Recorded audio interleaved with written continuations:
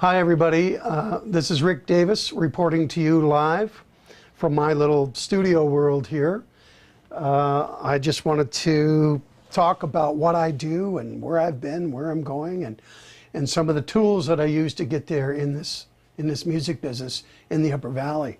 I'll start out by a little history. I'm a seventh generation Vermonter from Brownsville, Vermont. Went to Windsor High School and had bands even in middle school and then high school and then in college. And most of the time I had a tape recorder, so I recorded everything.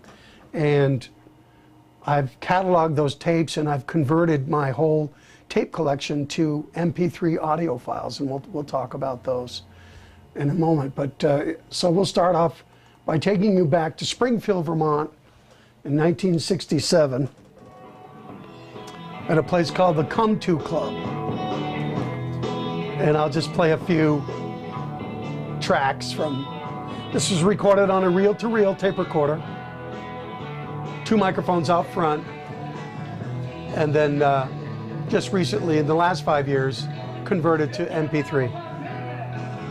I don't know who that is singing, but it's a song by Van Morrison and the Them called Gloria.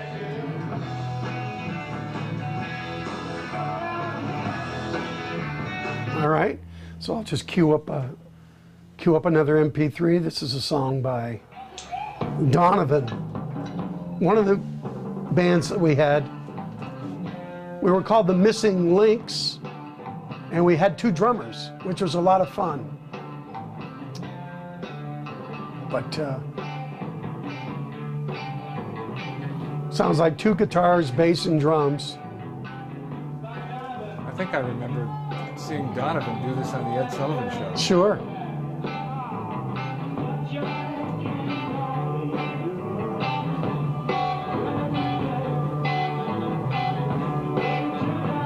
I think that's me. Your voice has changed. Yes.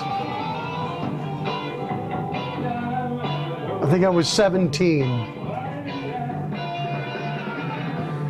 Just a little side note, it's just too bad that, you see, back in the 60s, you could have a band, at least, I'm sure it was the same everywhere, but there was always somewhere to play.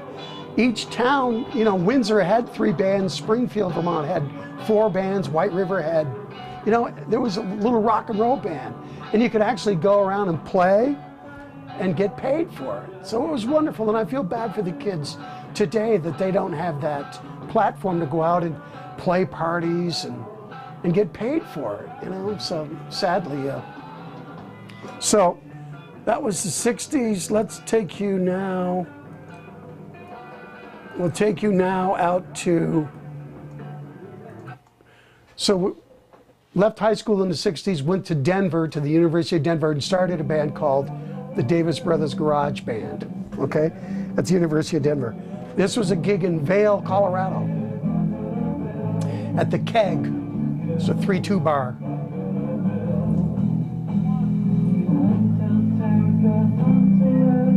Now, 3-2 bars were 3.2% alcohol as compared to 6%. And from age 18 to 21, you could drink 3-2 beer. I think it was more than Colorado. A lot of Western states, they had 3-2. So these guys were our heroes, the Beatles.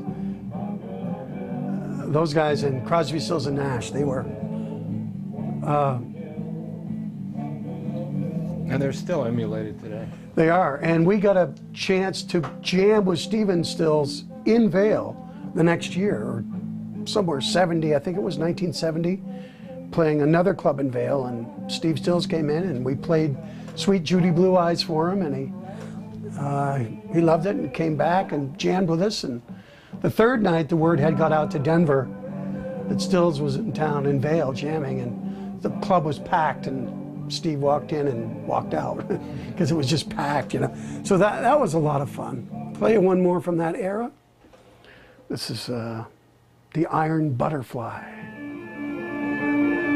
Yeah. When were you born? When were you born in the 60s? 50s. You were born in the 50s. 54. Wow. I've been around for a while. Not as long as you. Right behind me, though.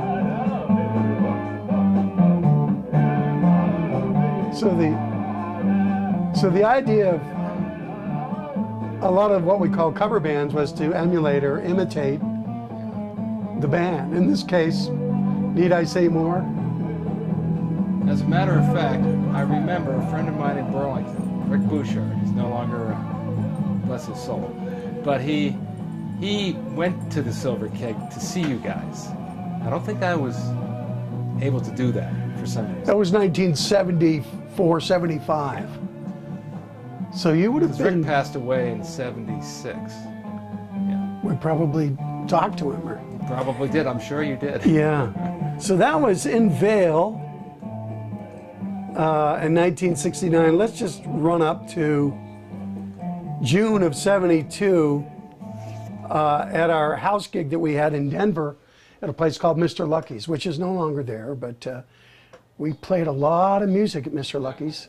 And this particular night, our three-piece horn section was with us. It was just so great to have to play with a three-piece horn section. At the time we had a Hammond B3 with Leslie speakers. So right now, we were looking out downstairs at Mr. Lucky's to a room that held about packed 300 people. The dance floor all around us, flashing lights. You can hear the horns and the B3.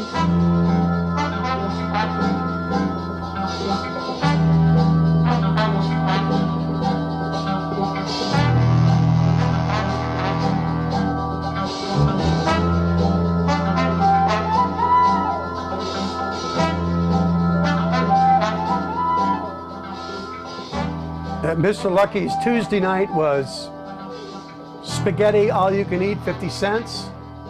Wednesday night was nickel chicken. Thursday night was hot pants night. And yes, that was an interesting night. Friday and Saturday, we were open from 9 until 4 a.m. with after hours beginning from 2 in the morning until 4 in the morning. So those nights, on the weekend, we played 7 sets, 7 hours. So we got real tight. Of course, we were a top 40 dance band.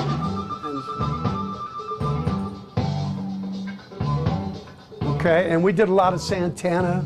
This was Very popular. let me see if I can gift you. Now, can you tell, Rick, by listening to these individual pieces, whether they were played at the beginning of the night or at the end of the night? Depending on how tight they were, because you said we got tighter as we went. Yeah, well, by being the house band and playing 6 nights a week, 7 sets on the weekend, all the time. we got pretty tight. So, but that's a good question. I don't remember. Shaft would have been. We might have played Shaft because we had the horn section. We might have played it twice that night, especially if it was a weekend, because we wanted maximum exposure for the song. But let me see if I can find. Oh yeah, so we loved Santana, and again, was a time in the Davis Brothers. That was the Davis Brothers Garage Band, which we formed in 1968. But this is Brother Jeffrey playing congas. Myself, Jeffrey, cousin Lane on keyboards and guitar. I was on guitar. And this is a Santana tune. Live at Mr. Lucky's, March of 1971. It had Bill Dorsky playing timbales, cowbell, Bob Miles. It sounded pretty good last year when I heard you still playing Santana. Yeah, we did some Santana at the reunion in October of 2006.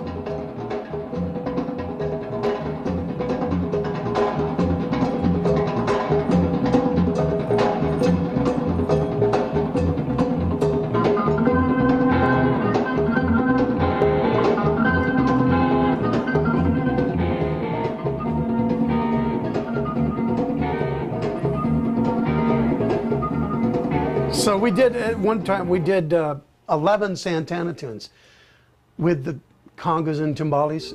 And this is, of course, what we played for Steve Stills. This is the arrangement we did back in Vail of 1970 or 71. It's getting to the point where I'm no fun anymore. I hear I'm sorry. Sometimes it hurts so badly I must cry out loud. I hear I'm lonely. I am yours, you are mine. You are what you are. You make it hard. Okay, so now I've got a little thing I call the DBG Anthology. We'll just run through a few more tunes here. This takes you back. This is live at the Wobbly Barn in Killington, Vermont, 1973.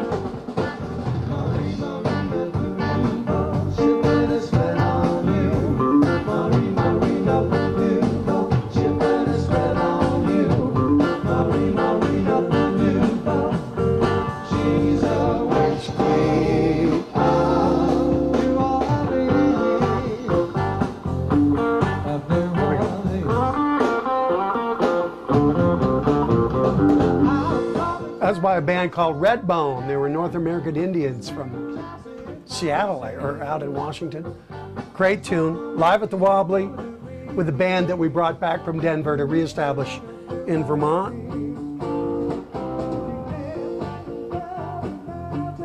We'll do, this is again from the Wobbly Barn days. Those were the days we played there from 1973 until 1980.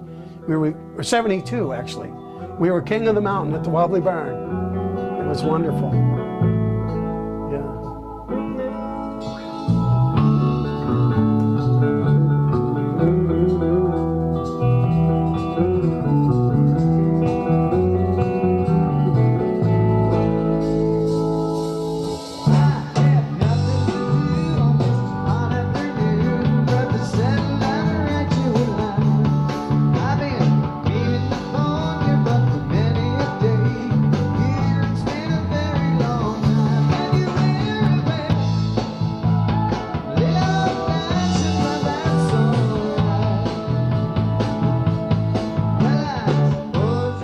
That was a Rod Stewart tune, and here's one of our another favorite band from the day was a band called Rare Earth. 1, 2, 3, now.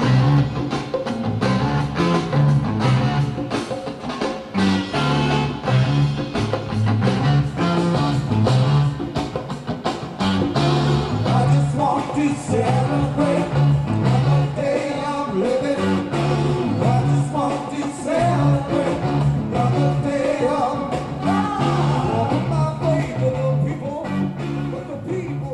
And the collection goes on and on. Those are taken from 7-inch reels, 4-track recordings from 1966 all the way up to the reunion actually. I could, let me see, I wanted to play you one more, kind of bring you up to date. Let's see. I've got a lot of projects. Okay, no, that's not right. I've always got projects in the works when it comes to restoring music from my past, but one is the Davis Brothers Garage Band album. Because of the technology we have today, I'm remixing that album. I took the original 16-track master tapes, which are great big tapes that are 2 inches wide, and put them into my machine here. And we call it remixing it and adding reverb and EQ and all of that stuff. But if I can find, let me see, here we go. So let me play you a remix of what I'm working on. Also, we're doing the live. Okay. It's a remix.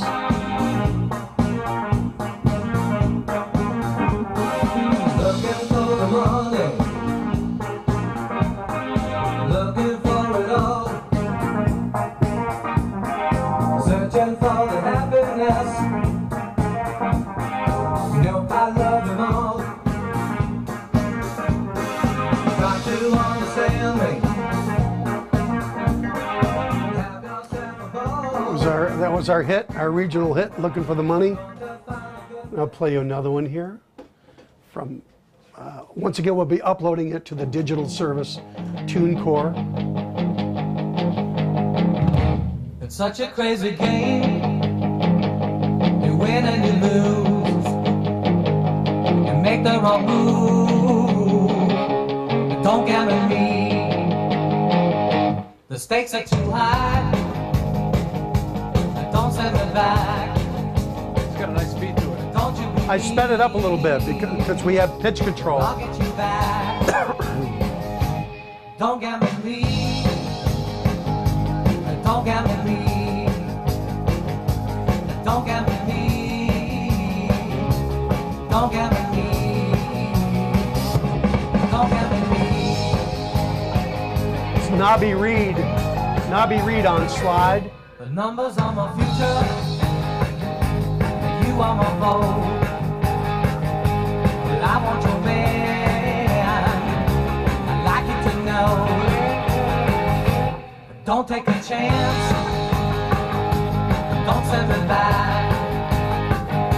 I'll roll what I need. So this is just taking the original and embellishing it. Yes. Adding some reverb, a little amplification. Sped it up, Sped it up a little bit. Give it a little more zap. made it brighter. I actually added a low bass to this song because the original bass part was played up in a higher register, and I wanted it just to give it that lower punch. That's our tribute to the Beach Boys. That's me on guitar right there, first lead.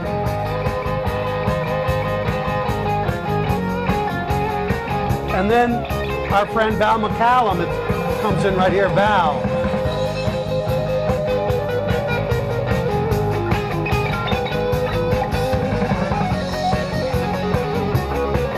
And there's Numbers on my future. a little special effect there, but so yeah, re-EQ, add some digital reverb, brighten it up EQ-wise, speed it up, make it more danceable. There you go. And I'll give you one more from the album, just a little bit. Same thing, but this is pretty much the original. We didn't do too much of this one.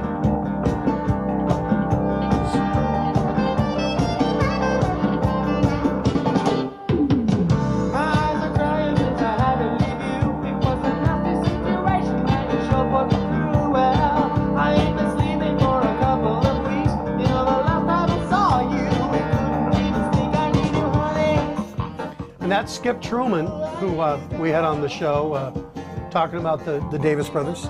That's Skip singing. I'll play you one more that I embellished or added to. And I added organ to this because it was just, but I added organ. Put some echo on the drums. This is Skip. My mind will never be a place so warm as that tiny little town along the sea.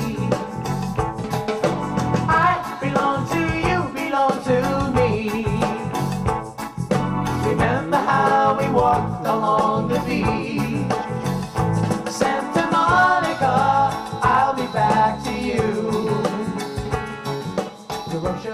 So adding that organ just felt better, you know, instead of just having the two electric guitars. And I'll play you our other hit. We released a 45 RPM record. One side was Looking for the Money, and the other side was this one, song that I wrote.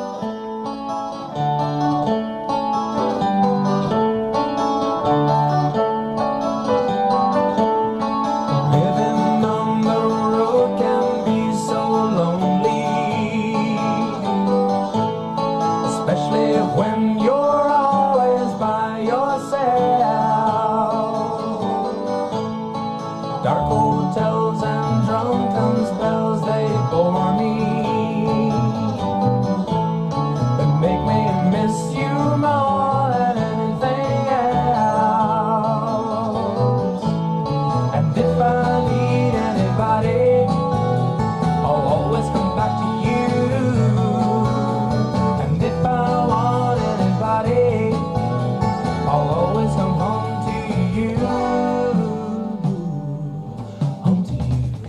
So, in addition to doing all of the cover dance material by the Davis Brothers Garage Band, we occasionally found time to work on original music. So, we'll take a break, and maybe when we come back, I can just give you kind of some modern day stuff, what I'm working on now. As you can see, I've collected and restored these reel-to-reel recordings that we made in my bands through the years. That was in Denver at Mr. Lucky's with my brother Jeff Lane and Tyler Plotsky. That was the Davis Brothers Garage Band. So we'll take you now to the summer of 1972, still at Mr. Lucky's, which ended up being our last summer in Denver. And we were lucky enough to, sorry about the speed, the conversion from analog to digital is why we're faster right now. Has to do with sample rates. So bear with me. This is just. Anyway, we had 3 friends that were horn players. So this is.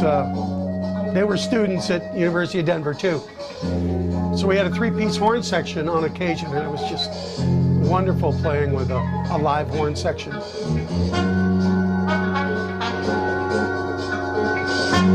See if you recognize this song.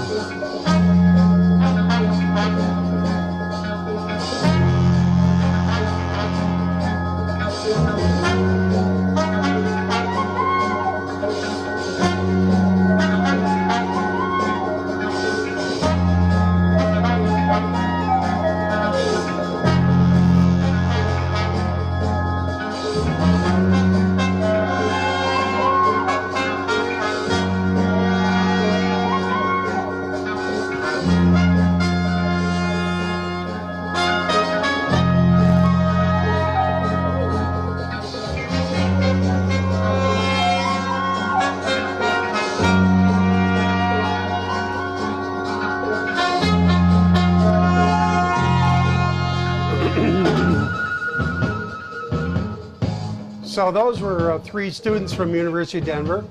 Also, another friend of ours from the college actually arranged all of the horn parts, which was nice.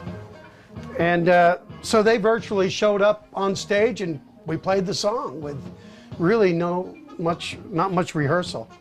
So that was Theme from Shaft, Denver, the summer of '72. Then we moved back to Brownsville, Vermont, and reestablished the Davis Brothers Garage Band. Started playing at the Chopping Block and the Wobbly Barn and the Silver Keg in Burlington, and Eliezer's and Hats Off and White River. And that's just about the time, actually, I went to Vermont Tech, because I think it was 1974 or 1975 you came to the Tech.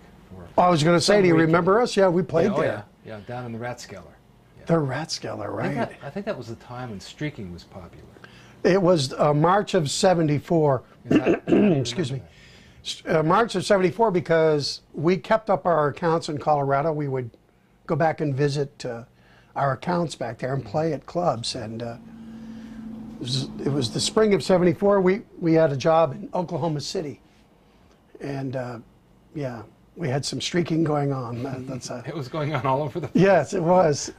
And it was also the first, I believe, right around the first oil embargo, '73, '74. Right. Gas was 60 cents a gallon at Petco. That was expensive. Yeah. So that leaves us now in Vermont, and we'll be right back. Okay, we're back. We're taking a little side route here and talk about the technology that I've used and continue to use. It started with, in my case, analog reel-to-reel tape recorders. The one I used was a smaller 2-track reel-to-reel. This is actually the legendary TEAC series, the TEAC 4-track. It allows you to overdub onto 4 different tracks. So you had in effect, everyone could have their own little recording studio with this machine. It was actually the 3340, which was one of the first ones, but this is the next model up. So it's reel-to-reel tapes that you put on, you know. Still works. It still works, yeah. Reel-to-reel tapes. Y'all know what those are. And then, so I would take this around and record my band with it, and we'd also do some writing. But we were so busy learning other people's music and playing dance music that that we never really had the time or energy to devote to making original music, which we did through the life of the band, but it always took second seat.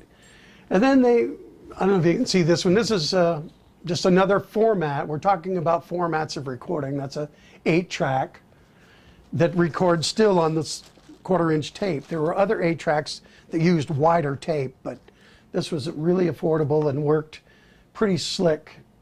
And then, of course, from there, from the analog tape machines, which still are quite good in their fidelity and their sonic qualities, we also had DBX noise reduction. This is a little box. This actually helped the quality of the recordings. It's in a simple way, it's almost like a digital conversion, because the DBX took the signal and it squashed it, and then it expanded it again, kind of like what digital does with a signal. So that DBX allowed us to get even better quality. It's all about technology. And then you would mix down whatever you did. You would mix down to a 2-track tape deck, and then you'd have that big reel of tape, and you would take a razor blade and cut it up and what we call edit it, and then you'd send it off to the record plant to press a record. Which, yeah. So that's how LPs kind of were made. They were made from some source, and most of the time it was a master tape, a big reel of tape. And then along came DAT machines. So there's a DAT machine right there, and those were and there's a DAT tape. It's all about format. You know, we keep changing formats even to this day. But that took your analog sound from tape, put it in this machine, and made it digital. So that's what a DAT machine did, and you could get great quality.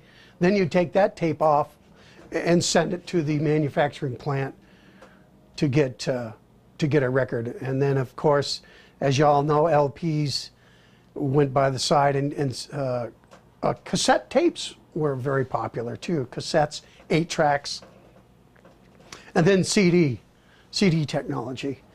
So from the DAT machine, really the next thing was the computer. So it's been about formats, analog, tape recorders. Then we got into the digital domain, which means that you could use your computer to record and edit audio, which has been fantastic. And that's why I've taken all my reel-to-reel tape collection of all my bands, and I've put them into the computer by a conversion process. And then when they're in the computer, you can edit them. You can look at the waveform and play with it and stretch it and do all kinds of stuff, just like you can do with video. So that's made it even more time consuming, but it's been great. And now I'm in the process of, after all of the live bands and stuff, I've always worked with my brother Davey on original tunes. We had a band called Brown Trout and the Lunkers. We've done, and Davey, the writer, has written about 9 different projects, and we're in the process of converting them to MP3s and uploading them to a company called TuneCore. So, and that's where we're going with this whole thing, is that it's digital music for sale. You like the song, like you do in iTunes now, 99 cents, click buy the song, download it. Those of us lucky enough to have a high-speed connection. But so that's, after all of the years of working with my brother Davey on original tunes, we're we're preparing all of the projects for uploading to TuneCore. So then we'll get the word out to everyone that here's our music finally, and you can download it at TuneCore for 99 cents a song and make up your own best compilation. When you download that MP3, they're high quality. It's a 320 sample rate. They're very high quality MP3s. When you download them, then you can burn your own CDs and you can print your own graphics, and that's where the music business has come. So for independent guys and little labels and stuff, it's great. It's really fantastic. And I know you at the station, Steve, are streaming your programs now. You're doing that, right? People can click on it. This program will probably be streaming by the end of the week.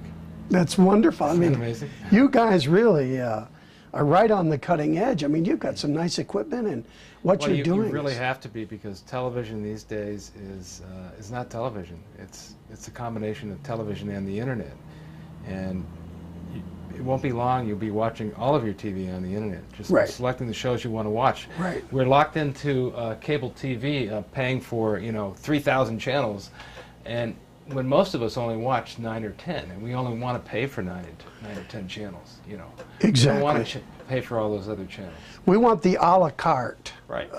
Menu to choose from. We don't want to pay $69.99 a month for all those channels. We want to pay $6.99 for one channel, maybe, and maybe $13 for 2 channels.